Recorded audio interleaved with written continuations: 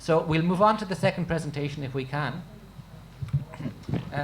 What we have for the second presentation is a very different scenario. We have a situation of displaced children from Myanmar who are also in Thailand and in a kind of a temporary setting. It's a very different setting.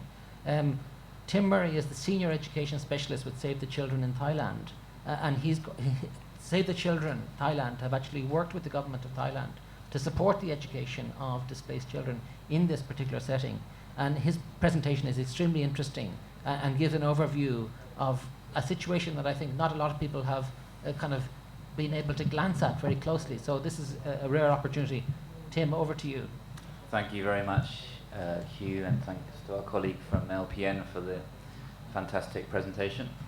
So as Hugh mentioned, I'm going to be talking about the program that we're supporting with the Thai government in the south of Thailand. And the title of the presentation is called Providing Relevant Education for Displaced Children in the Andaman Sea Crisis.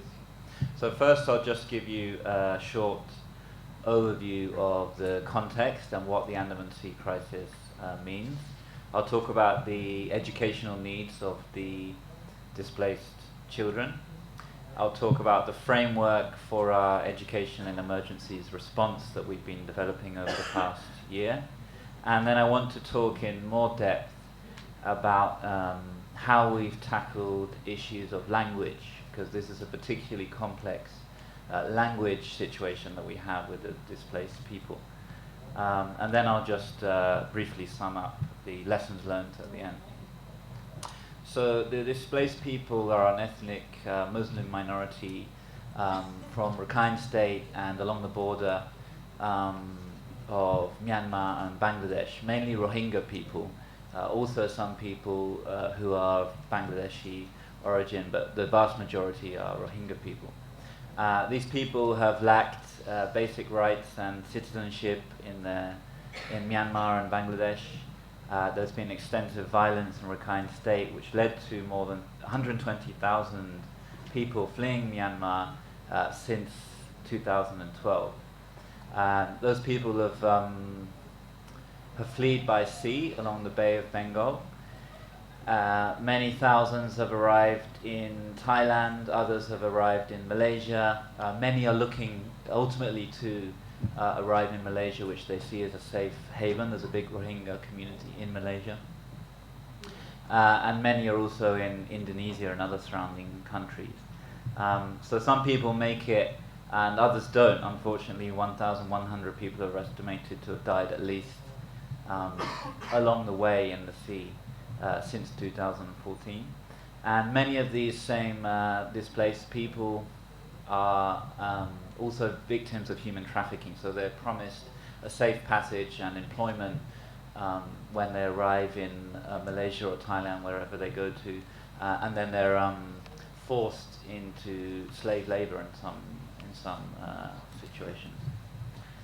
So that's kind of the background. And in Thailand specifically, the men are mostly held in immigration detention centers where we are not able to work. But then families with children, mainly women and children, but a small number of men, are placed in temporary shelters supported by the Ministry of Social Welfare and Protection, the Thai government. And Save the Children has been supporting these shelters to try and provide essential services for children. However, unfortunately, education is not considered an essential service by the shelters, and it's not within their mandate from the Thai government to provide education to children. So that's a big challenge for us. And even if shelters are willing, which they are quite willing to try and provide education, but they lack the capacity and the systems to do so. So we carried out a diagnostic with children, and we found that most of them had been out of school.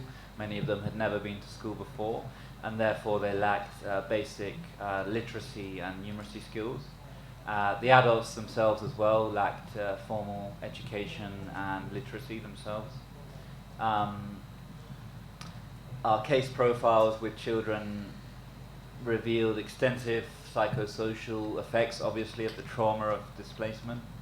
And they feel like they're in a very strange environment. You know, what am I doing here in this strange shelter? They don't really know where they are, what they're doing here. It's a very chaotic, alien place. And there's a high level of risk also for the future in terms of the risk of further trafficking, forced labor, involvement in the sex trade, for example. So that shows us that there's a need both for an educational response but also a psychosocial response. These are some data from our assessments that I won't explain in detail, I don't have much time. So just to kind of restate the case, maybe many of you have heard this before, but just to clarify why we emphasize education in these contexts. So firstly, of course, all children have the right to continue their cognitive, social and emotional development under any circumstances, and that right is enshrined in the Convention of the Rights of the Child. But also, education can have an important stabilizing effect. It provides a routine, it provides a sense of normalcy, a sense of comfort in these situations of displacement and emergency. And of course it's an important way to provide children with self-protection and life skills for when they are eventually resettled or wherever they end up, as their future is quite uncertain. So based on our diagnostic and consultation with the displaced community, our curriculum framework really builds upon 4 different pillars. We're obviously using international standards of education emergencies from INEE, from Save the Children's Quality Learning Environment Framework, and the Convention on the Rights of the Child.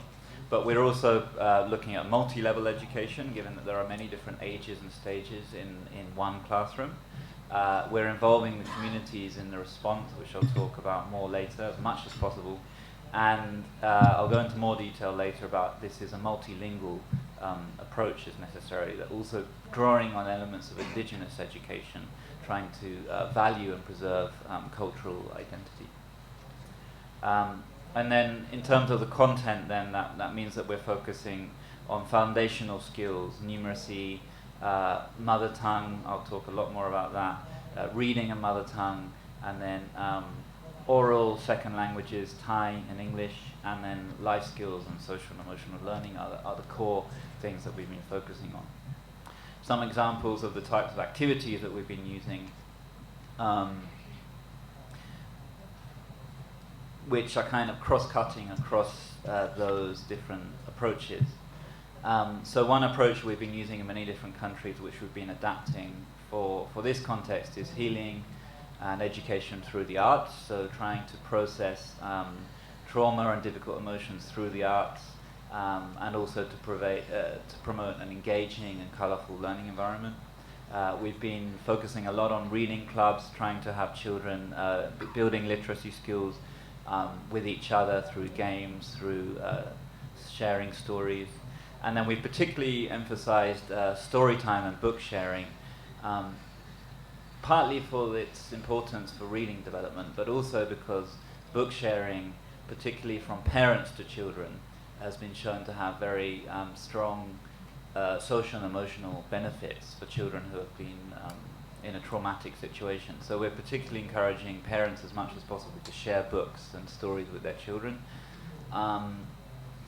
Even if they are literate, we are providing picture books or books with few words so they can do so.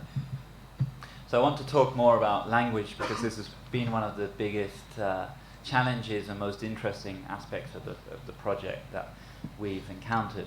So many of you would have been in the session earlier about multilingual education, so I'll just quickly recap for those who weren't there. So we might ask, why would it be important to focus on mother tongue, in this case, to focus on the Rohingya language in this context?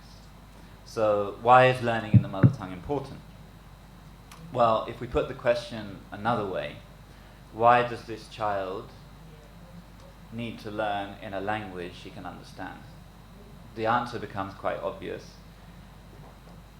The child needs to understand what they're supposed to be learning. Without understanding, learning is not taking place. So if we're implementing programs in languages children don't understand, there's not much learning going on.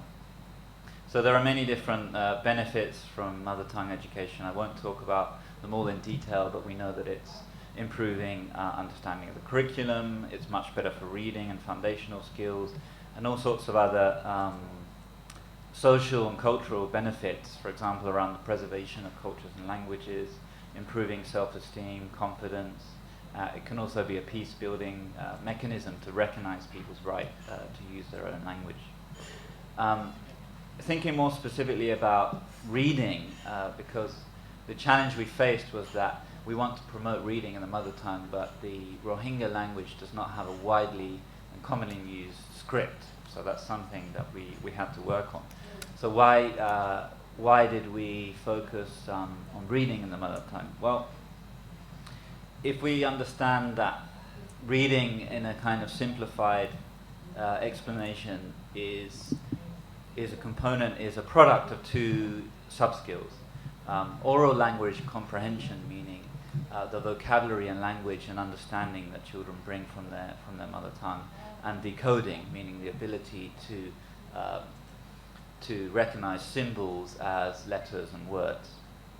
So those two components have to go together. The problem when you try to teach children to read in a language they don't understand is that it becomes an exercise in decoding and just reading words, but they're not understanding it. So we need to emphasize always understanding through reading. So that's why we focused on reading in the mother tongue.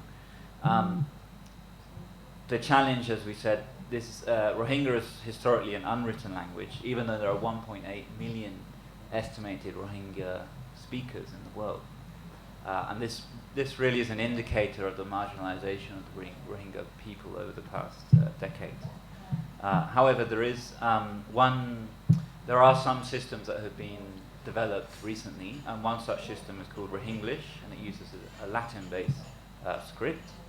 So we decided to go with this option following consultation with SIL International and some Rohingya language experts themselves, because there is an Arabic script to use to write Rohingya as well, but it's much more complex and difficult to grasp. And Rohingyalish also has the advantage that it will facilitate transition to English at a later stage, and many of these Rohingya people will be resettled to the US with the support of UNHCR, and many others will end up in Malaysia, where a Latin-based script is also used. So that's why we went with that option. So we've been working on developing mother tongue activities and developing the script through firstly through all our activities, sharing stories, songs, games in mother tongue, and then building on written activities using the flashcards such as these ones you can see here, simple letters and words using a lot of visuals. These were developed by a person called Mohammed Sadiq, who's the one who invented the Rohingyalish script. And then building on that, we're really focusing now on trying to create more Rohingyalish materials with members of the community, which they can then use with the children. So through this process, it's been challenging, it's been difficult, but we think it's worthwhile. And we would argue that using mother tongue in such difficult circumstances, in situations of emergency, particularly displacement, are actually more important. Even though it may be more difficult, it's also more important. So if we look at these three factors that we're dealing with, the disorientation of children and parents, the historical marginalization of this community, and the disengagement of parents for their children's education because their children have never been in school and they themselves have not been to school in many cases. Actually, by focusing on Rohingyalish, we're trying to address these problems as well.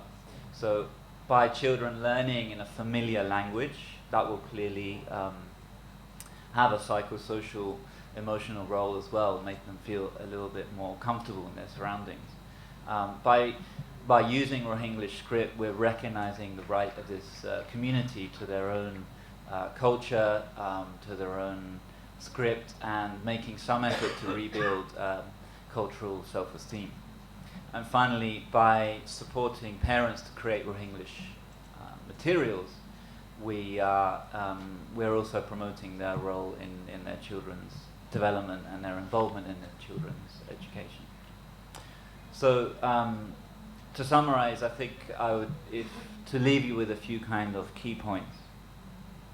Firstly, of course, education must be considered an essential service in a situation of emergency and displacement. And many people say that, but also often it's seen as a kind of secondary level service. But we would say this is a frontline essential service, and we would encourage all governments and agencies to recognize that as early on as possible in an emergency response. Of course, an education emergencies response must address both foundational skills, cognitive development, but also social and emotional components. And we would also encourage people to think more carefully about language considerations in the education emergencies responses. And we would say that there are additional reasons, even though it can be more difficult, additional reasons why you should try to use mother tongue as much as possible in these programs. Okay, I think that's it from me. Thank you very much.